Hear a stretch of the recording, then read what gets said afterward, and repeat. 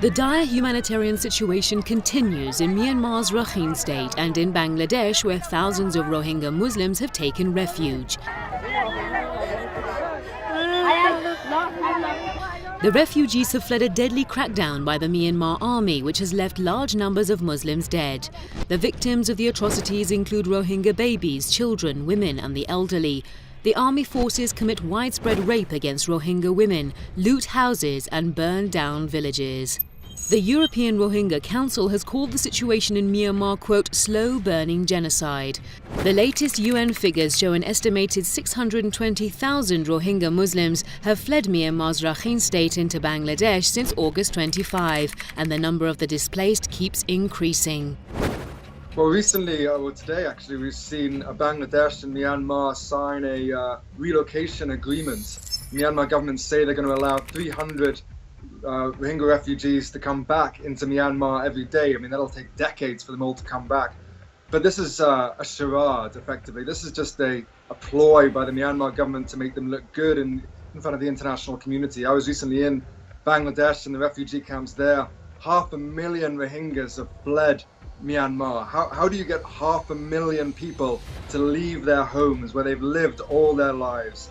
You commit some of the most heinous crimes that we've seen this century, the massacring of civilians, indiscriminate shooting into villages, raping of women, mutilation of bodies. That's how you get 500,000 people to flee. So the Rohingyas I spoke to are scared, they're terrified to go back to Myanmar, and they need guarantees of security. And it's clear that the international community and the Myanmar government cannot give that guarantee of security.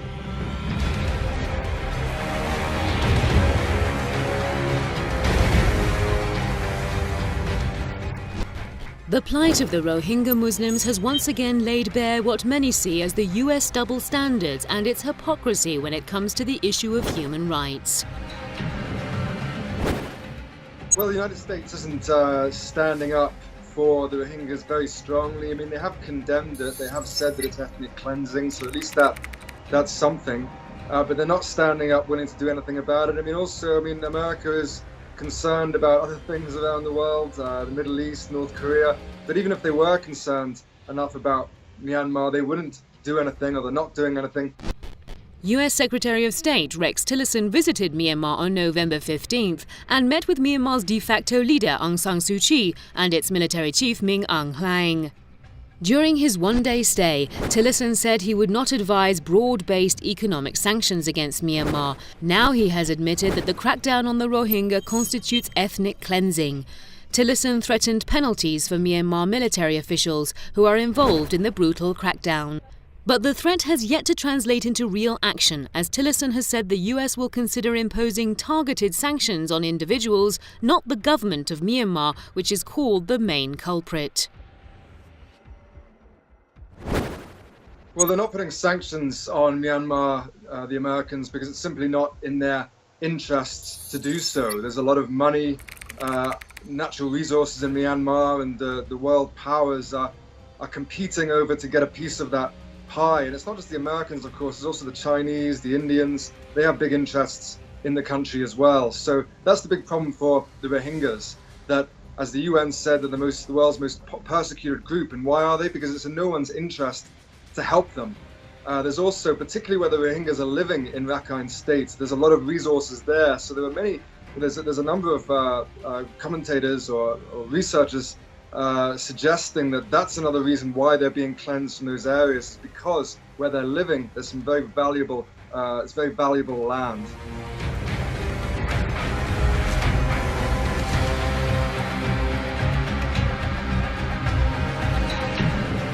The US has a long history of using the issue of human rights and democracy as a tool and for political leverage. Washington has largely kept silent on rights violations, even if they are widespread, by regimes which are its allies. It has, however, tried to put pressure on countries which are on its blacklist for the same reason. Myanmar is not an ally of the US, but it would not be in Washington's interest to meddle in the country's internal affairs by turning word into action. Myanmar is somehow supported by China.